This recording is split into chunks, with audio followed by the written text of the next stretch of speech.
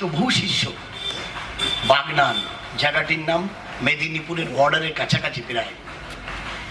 ওই মেয়েটির দেওরের জামাই ওকে শোয়ালে নাক দিয়ে মুখ দিয়ে ব্লাড আসে, মানে বসিয়ে রাখলে কিছুটা কম হয়।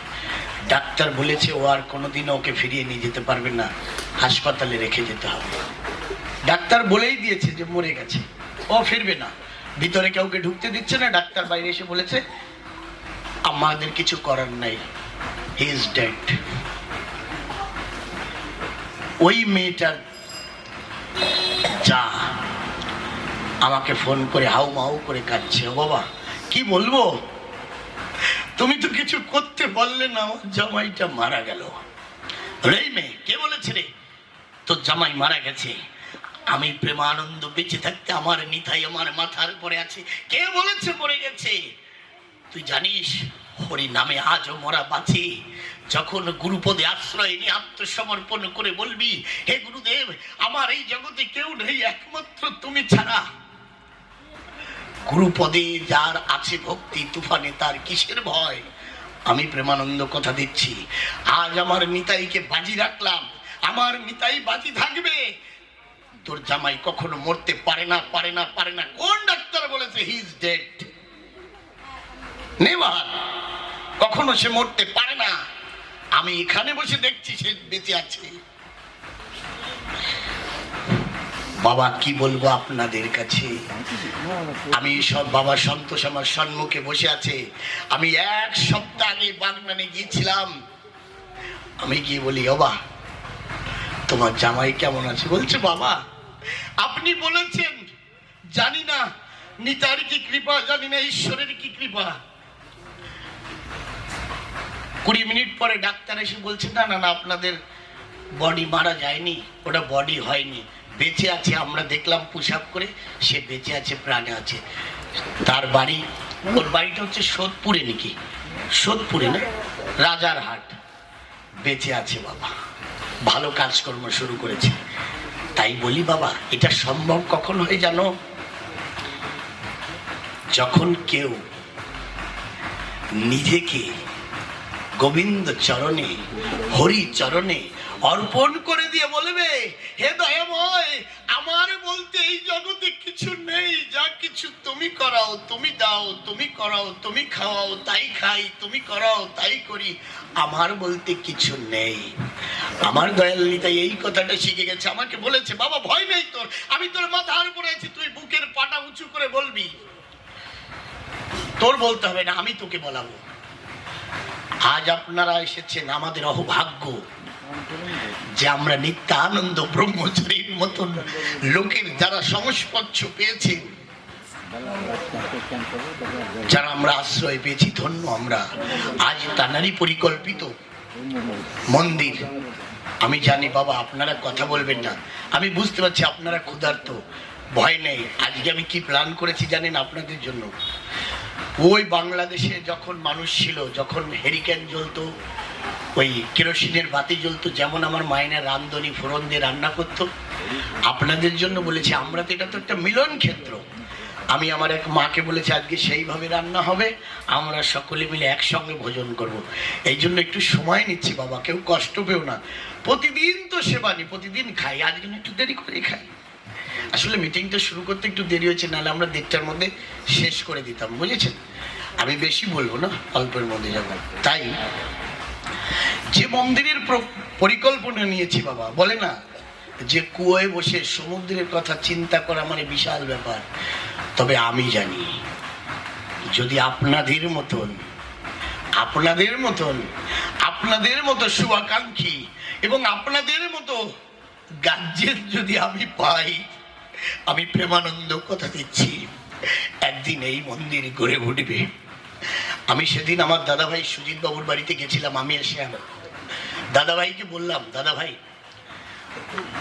আপনার মতো মানুষ এবং এই এত অঞ্চলে বিশিষ্ট যে মানুষ আপনারা যারা আছেন, আপনাদের যদি সহযোগিতা আমরা পাই, আমরা একদিন সেই নিত্য আনন্দের স্বপ্নকে গড়ে তুলব এবং নিত্য আনন্দ যেখানে হবে আমরা সেই জায়গাকে তৈরি করতে পারব।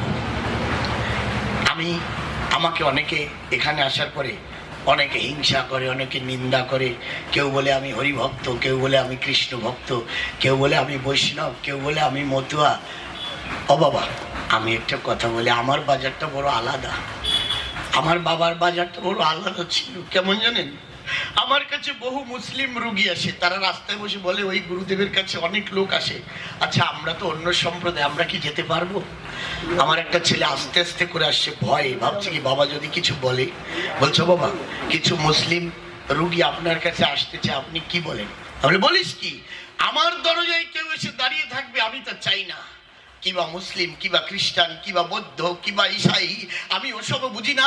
আমি বুঝি সবার উপরে মানুষ। আমাকে কাটলেও লাল রক্ত বেরোবে, আর তাকে কাটলেও লাল রক্ত বেরোবে। ওরে, serve of man is a serve of god. মানুষের সেবা ঈশ্বরের সেবা, যা আমার নিত্য আনন্দের বাজারে শিখেছি আমি। এই মানুষের মধ্যে ভগবান। আপনারা বসে আছেন না, আপনারা ভগবান দেখেছেন? কখনো দেখেছেন ভগবান? কিন্তু ভগবান আছে। কিভাবে দেখা যাবে ভগবানকে? এই মানুষের মধ্যে। মানুষের মধ্যে তিনি অবস্থান করছেন। তাই মানুষকে সেবা করলে ভগবানকে সেবা হবে। অনেকে ভাবছে প্রেমানন্দ ঘোষে এত বড় সড়ো আয়োজন করছে কেন, এই এত টেবিল করে। আমারই একটা ছেলে ওই যে বসে আছে, বলছে বাবা এ কি এমন? আমি বলছি আমি একটু আলাদা ভাবি। যে মানুষগুলো মাঠে খেটে খায়, যে মানুষগুলো মাঠে হাল চালায়, আমি তাদেরকে একটু উপরে বসাতে চাই। এটাই আমার পরিকল্পনা, এটাই আমার সংকল্প।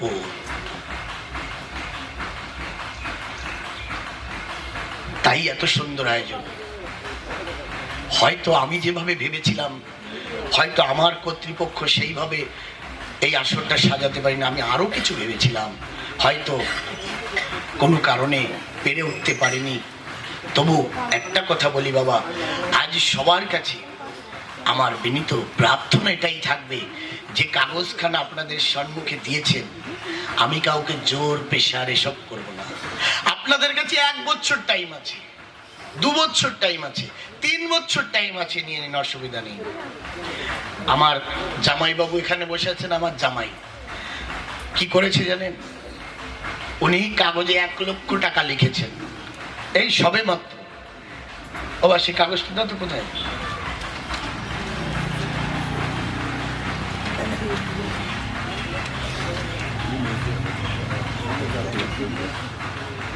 এই যে শ্রী অসীম, ডক্টর অসীম রায়চৌধুরী মহাশয় কাগজটা আমার কাছে নিয়ে এসে দেখাচ্ছে, বলছে বাবা আমি কিন্তু 1 লক্ষ টাকা দেব। আমি এই কল্পে 1 লক্ষ টাকা দেবো, তবে আমাকে একটু সময় দিতে। বলে তোমার কাছে 1 বছর টাইম আছে। তো আবার আমি মিলনকে বলেছি, মিলন ওই জিরো কয়টা 5টা, তো দিয়ে আরেকটা জিরো তুমি বাড়ায় লিখে রাখো। আমি দিলি তালি তো আমার দেবে না। আমি যদি দিতে পারি তাহলে ডাক্তারবাবু আমাকে দেবে না। আপনারা কি বলেন? হ্যাঁ কি বলেন আপনারা? যখনই সনেকপুর উনি আসতেন, গুরুদেবকে উনি দিতেন না, গুরুদেব ওনাকে আগে 500 টাকা দিত। আর উনি টাকাটা নিয়ে এ পকেটে না, আলাদা পকেটে রাখতেন।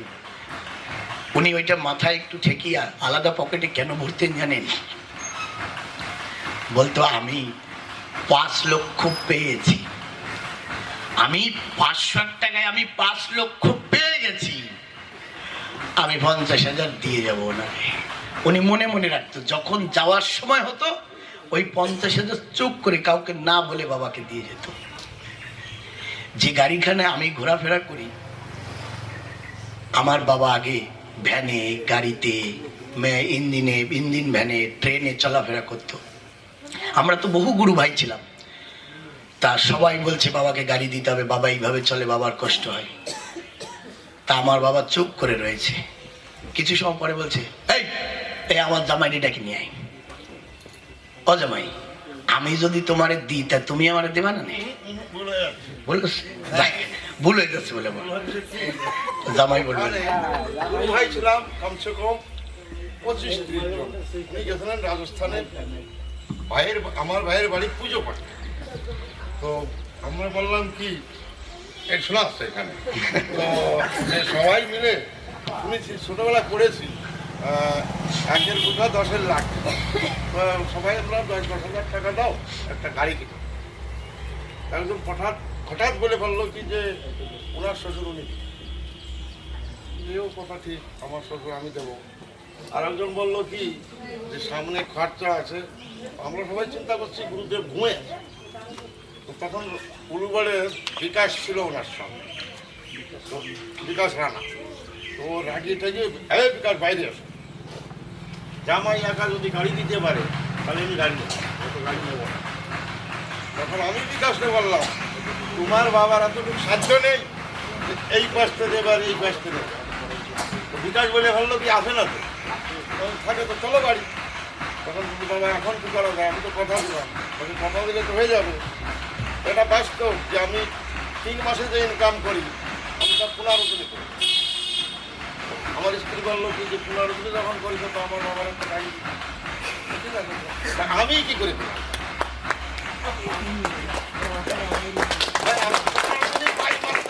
বেশি 1.5 লাখ, তো সেই 15 দিনে যদি আমি 4.5 লাখ পাই তাহলে ওনার গাড়ির দাম 4.5 লাখ। তখন আমি কি করে দিলাম, এই যে ভুল বলা হয় যে আমি। আচ্ছা যাকে আমার ভুল হয়েছে। তো ব্যাপার হচ্ছে গুরুদেব যখন চলে যান, ওনাকে ডেকেছিল একদিন রাতের বেলায়। তো ডেকে বলছে আমি শোনো বাবু, উনি আগে প্রশ্ন করেছে আচ্ছা শ্বশুরমশাই তো বলতো না, বলতে মশাই আপনি যখন চলে যাবেন থাকবেন না, তাহলে আমার এই টাকা বা কে দেবে আর আমি কার কাছে যাই আমার মনের কথা বলবো। তখন গুরুদেব বলছে শোন বেটা, এতদিন যারে শালাবাবু বলতিস এরপরে আর শালাবাবু বলতে হবে না, আমি ওখানেই থাকবো, তোর যা দরকার ওখান থেকে নেবি। তাই এই আমি সবার জনসমক্ষে বলছি, উনি 1 লাখ লিখেছে, হ্যাঁ, আজও উনি আসলে 500 টাকা আমি কিন্তু দিয়ে যাচ্ছি, বুঝেছেন? এই পরশুদিনও দিয়েছি 500 টাকা, তাহলে 5 লাখ হবে। তাহলে আমি যদি ওটা বাড়াইয়ে দ্বিগুণ করে দিই তাহলে শূন্যবার থেকে অসুবিধা হবে নাকি বাবা? হবে না তো? তাহলে 1 বছরের জায়গায় 2 বছর দিলাম, আমাদের আস্তে আস্তে করে দিক 10 লাখ, তাই না? এটা কিন্তু জামাই ভরে সবার দাবি, একটু জোরে জোরে একটু ধ্বনি দিতে হবে।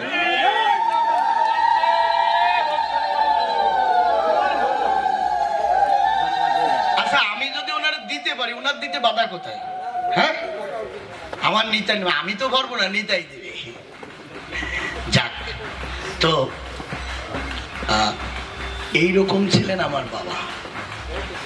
জানার আসলে ব্যাপার কি জানেন তো, মানুষ থাকতে মানুষের ওই বলে না দাঁত থাকতে দাঁতের মর্ম বোঝা যায় না। যখন দাঁত দিয়ে মুখ দিয়ে চাবানো যায় না তখন মনে হয় আরে আমার যদি দাঁত থাকতো তাহলে আরো কত কিছু খেতে পারতাম। তা উনি থাকতে হয়তো অনেকে বুঝতো না, কিন্তু বুঝতো সেই কয়জন যে কয়জন ওই চরণের কাছে আশ্রয় নিয়ে থাকতো। তাই বলি গুরু চরণে আশ্রয় নিলে এই জগতে কোনো কিছুর অভাব হয় না। আজ যে মন্দির দেখছেন, আমরা বিন্দুতে বিন্দুতে সিন্ধু ভরবো। আমাদের কাছে 3 বছর সময়, এই 3 বছরে আমরা সবাই মাঠে নামবো চাষা হয়ে, বেশি না। সবাইকে এখান থেকে রিসিভ বুক দেওয়া হবে এন্ট্রি করে, সবাইকে কল্পনা বুঝিয়ে দেওয়া হবে, আমরা দাঁড়ে দাঁড়ে পরিচালনা করব, দাঁড়ে দাঁড়ে আমরা যাব হাত পেতে ভালো কাজের জন্য। আমাদের উদ্দেশ্য মহৎ। আমরা তো চুরি করতে যাচ্ছি না, আমরা ডাকাতি করতে যাচ্ছি না, আমরা লোকের কাছে পয়সা এনে নিজে হজম করে খেয়ে ফেলছি না। ওই যে একটু আগে জামাইবাবু স্ক্যান করছে, দেখেন আমি বলবো আমাদের এই যে স্ক্যানার দেওয়া আছে দেখেছেন, এই স্ক্যানারে যাদের মোবাইল পে ফোন পে আছে স্ক্যান করে দেখবেন যে অ্যাকাউন্টে নাম লেখা রয়েছে শ্রী শ্রী নিত্যানন্দ ধাম ফাউন্ডেশন। যেদিন রেজিস্ট্রেশন হয়েছে আমি বাবা মিলনকে বলেছি, বাবা মিলন 3 দিনের মধ্যে ব্যাংকে অ্যাকাউন্ট করে দাও আশ্রমের নামে। যে টাকা কেউ একজন তুলতে পারবে না। সমাবেত হয়ে 5,000 টাকার কম থাকলে সভাপতি, সেক্রেটারি, ট্রেজারার 3 জনে মিলে তুলতে পারবে 5,000 টাকার কম তুলতে হলে।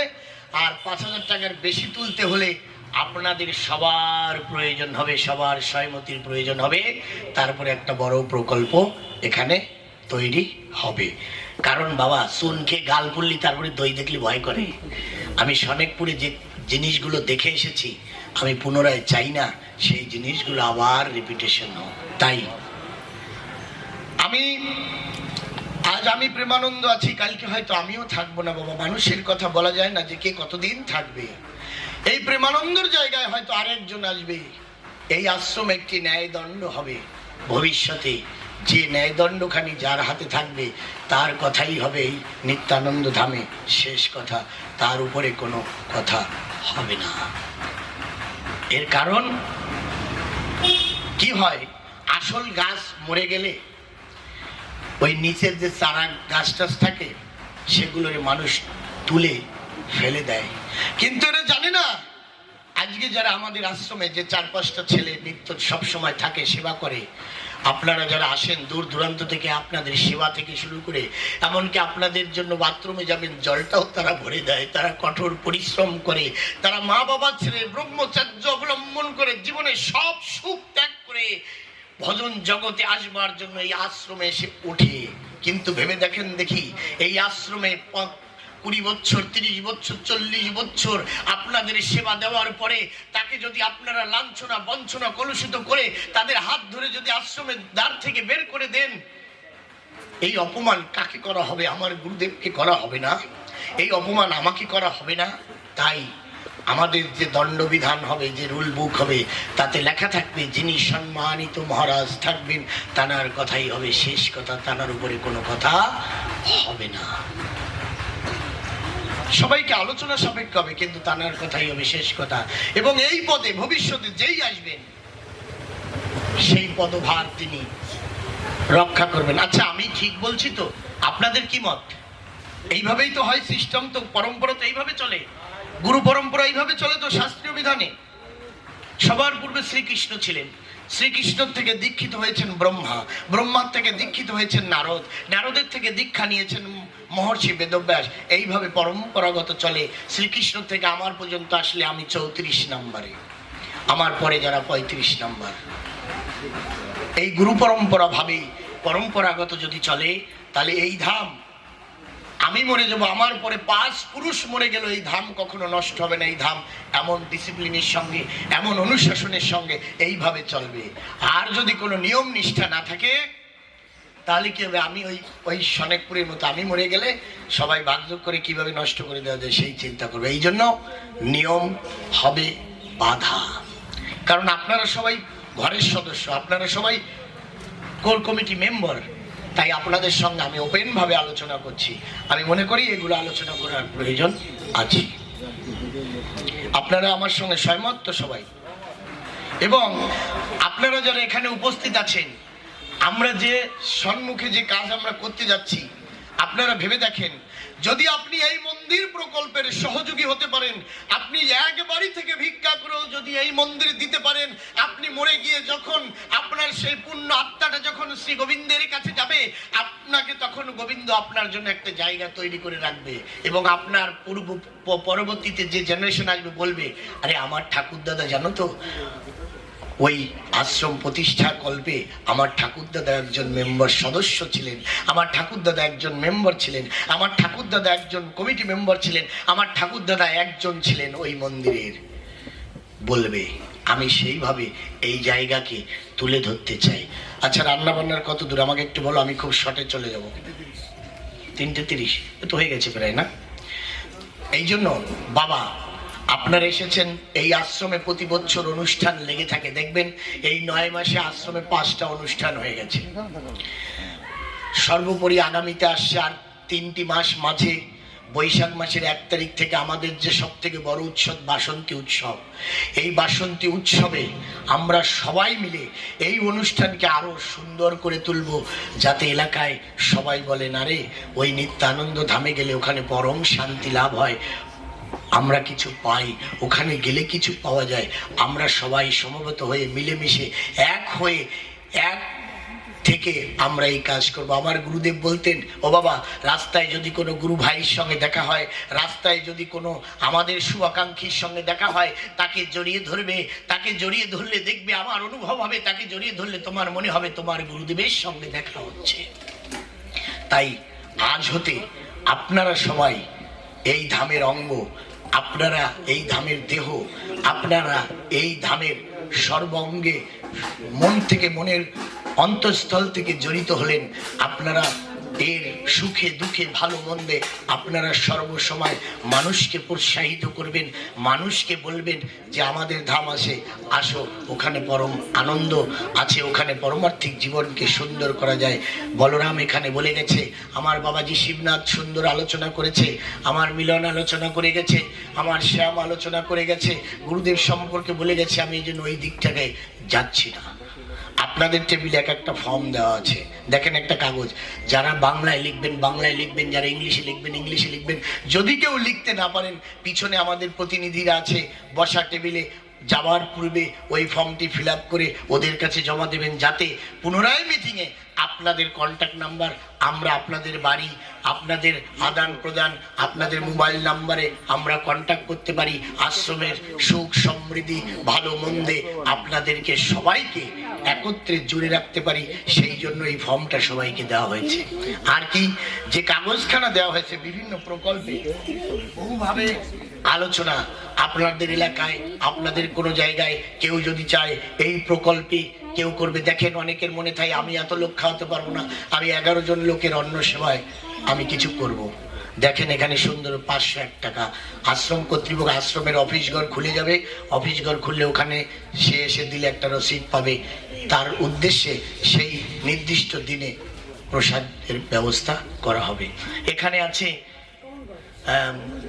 প্রাতভোগ। যদি কেউ বলে যে আজকে সারাদিন গোবিন্দর সেবায় যা লাগবে আমি করব, আজকে এই কাজগুলো আমার জন্য হবে, এই মাসের সব ফুলগুলো আমি গোবিন্দের চরণে দেব।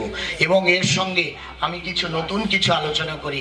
আশ্রমে হবে ইউথ প্ল্যান হবে, যা আপনাদের ছোট্ট সন্তান নাতি ছেলে আছে 25 বছর পর্যন্ত, তার উদ্দেশ্যে নরসিংহদেবের চরণে প্রত্যেক দিন তার উদ্দেশ্যে একটি তুলসী দান করা হবে। তাতে কি হবে, 25 বছর পর্যন্ত তার কোনো আপদ বিপদ থাকবে না। তার জন্য একটা মূল্য নির্ধারণ করা হবে, তার জন্য সেবা এখানে, তার জন্য সংকল্প প্রতিনিধিত্ব হবে। এইভাবে বিভিন্ন প্ল্যানের সঙ্গে আমরা এগোবো। আমার মিলন বলে গেছেন, আমরা জানেন তো কত আনন্দ। দেখেন না, 9 মাসের আশ্রমে আমরা নীতি আয়োগ থেকে আমরা 25,000 ক্যাশ এবং তারা আমাদেরকে সম্মান জানিয়েছে দিল্লিতে, সেই টাকাটাও আমরা পেয়েছি এবং তারা রেসপেক্টিভ সার্টিফিকেটস মেম্বারশিপ সব আমাদেরকে প্রদান করেছে। ভাবেন তো কত ভাগ্যের ব্যাপার আমাদের জন্য। এবং আমাদের নেটে, আমাদের ওয়েবসাইট দেখেন, সব কাগজের উপরে ওয়েবসাইট দেওয়া আছে, আপনারা নেট ঘাটলে আমাদের সব জায়গা পাবেন। শুধু নিত্যানন্দ ধাম লিখতে পারলে হলো। আমাদের সব আশ্রমে কি কি প্রকল্প চলে, কি কি চলছে, কি ভবিষ্যতে হবে, কেমন হবে, ওয়েবসাইট, ফেসবুক, টুইটার সব কিছু চলছে। আমি এই জায়গাগুলো আরো উন্নত করার চেষ্টা করছি আমার যারা ছেলেপেলেরা আছে তাদেরকে দিয়ে। এবং এখন আমাদের খাবারের সময় হয়ে গেছে। আমি আপনারা যারা আছেন, আমি আপনাদের কাছে প্রার্থনা করি, আপনাদেরকে একটা কথা জানাই যে আপনারা যদি কিছু কিছু বলেন, যার যার স্থানে দাঁড়িয়ে আমরা সবাই একটু শুনি যার যার মনের কথা। হয়তো আমার থেকে ভালো প্ল্যান, আমি তো ছোট মানুষ, অত বুঝি না, আমার থেকে ভালো প্ল্যান আপনাদের কাছে আছে, কৃপা করে একটু যদি বলেন। আমি আমার দাদা ভাই সুজিত বাবুকে বলবো, বাবু একটু 2 কথা বলেন, কৃপা করে কিছুটা বলেন। তারপরে আমার শঙ্করদা আছে, 5 মিনিট করে যদি শঙ্কর দাদা ভাই কিছুটা বলেন আমার খুব ভালো লাগবে। সত্যি আজ একটা দেখেন, এটা শুধু মিটিং বলে ভাববে না, এটা একটা মিলন ক্ষেত্র। আমরা সবাই এক জায়গায় হয়েছি, একসঙ্গে আজকে সেবা নেব, একসঙ্গে বিনিময় পেও। এখানে বহু লোক আছে যে একজন আরেকজনকে চেনে না, আছে না, বহু লোক আছে, আমরা বহুজনকে, আমি চিনি সবাইকে, কিন্তু আপনারা যারা গুরু ভাই, এক গুরু শিষ্য বলে, আপন ভাই থেকে গুরু ভাইয়ের মূল্য অনেক বেশি। কারণ ইহকাল পরকালে এই গুরু ভাইয়ের সঙ্গে থাকবে। কিন্তু আপন ভাই হলে কি হবে, কালকে জমি জমানি মারামারি করে আলাদা হয়ে যাবে, কেন দাও বসাই দিল, কিন্তু গুরু ভাই সেটা করবে না, কারণ এরা হচ্ছে পরমার্থিক জগতের ভাই, সেই আনন্দ জগতের ভাই। তাই আপনারা নিজেরা একে অপরের সঙ্গে মেল মিলাপ হবেন, কথা বিনিময় করবেন। খাবার সময় 3:30 বরাবর। তাই আমি বলবো 5 মিনিট আমার দাদা ভাই সুজিত বাবু একটু কথা বলবেন। কনক বাবু স্যার, আপনাকেও 2 মিনিট বলতে হবে, 2 মিনিট। শঙ্করদা 2 মিনিট বলবে। এক্সপিরিয়েন্স আপনি কি কেমন এক্সপিরিয়েন্স পেলেন বা কেমন লাগলো বা কি করা যায়? ভালো লাগে, বাচ্চা যেই আসি ভালো, দুদিন লাগবে না, আসবো না। কেমন কথা হচ্ছে? আচ্ছা বাবা, তোমরা কেউ যেও না, সবার জন্য খাবারের ব্যবস্থা, এখানেই খাবার দেওয়া হবে, কাউকে উঠতে হবে না। কিন্তু একটু কথা হবে, আমরা সুজিত বাবুর কাছ থেকে কিছু শুনবো, তারপরে শঙ্করদার কাছ থেকে শুনে আমরা সভা শেষ করবো আজকে। আচ্ছা আচ্ছা, নাম আছে নাকি? আচ্ছা শোনেন, যারা দান করছেন বা নাম লিখেছেন বা দেবেন, এখনই দান দিতে হবে সে কিন্তু নয়।